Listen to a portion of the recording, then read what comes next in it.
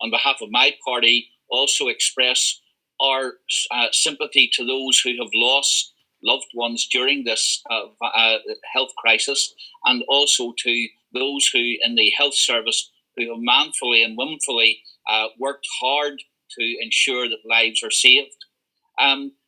We welcome the government's measures and the announcement which has been made to today in the chamber, and also the announcement by the Prime Minister last night.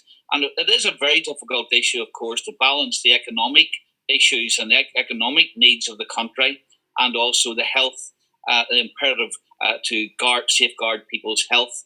And I think that with hindsight, many people can maybe criticise some of the things which the government has done, but the decisions that were taken, I believe, have had success in reducing the death toll, and also in helping many businesses to survive, and we welcome many of the measures to be introduced.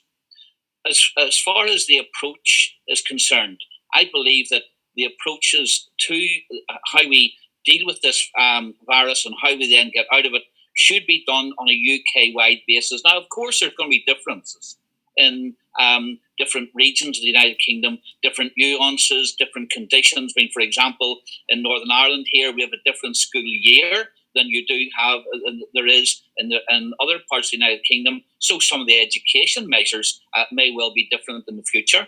And the peak of the virus is different in different regions. So again, that may lead to different timings in what is done. But nevertheless, a UK-wide approach is important. I know that a number of members have already made mention of the fact that we share a common border with the Irish Republic. Surprisingly, despite the Good Friday Agreement and the emphasis which the Irish government has placed on it, at every step of this crisis, they have not consulted with the administration in Stormont. When they had the lockdown, it didn't consult.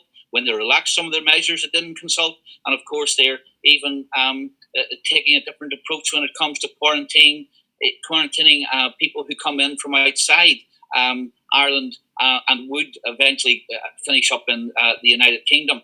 So I think it is important that we have a UK-wide approach, and we appreciate the cooperation that there's been on a weekly basis with the administration in Stormont by Westminster. Looking forward, I think, is the important thing, because many businesses are concerned about what happens when the lockdown stops and when it finishes. And I think there are a number of issues that we see. The first of all is that there has to be no cliff edge, but a tapering of the job retention scheme, which has been so vitally important in ensuring that workers have some money in which they can live, and employers have also don't have to lay vital workers off, which they would then have to recruit again. Secondly, there are various sectors of the economy which have been hit far more than others. Tourism in Northern Ireland is an important sector of the economy. It's going to take some time for it to ramp up, and I think it is important that we look at sectoral support. And thirdly, many companies have already taken on additional debt through the bounce back loans, and also through the CBIL, but they're debt heavy, and there needs to be some reconsideration of how that leverage is reduced and debt is replaced with equity. The banks have an important role to play in that, and I hope the government will work with the banks. I'm going to finish, because I see you're rising, Madam Deputy Speaker. I think that it's important that we do work our way out of this together.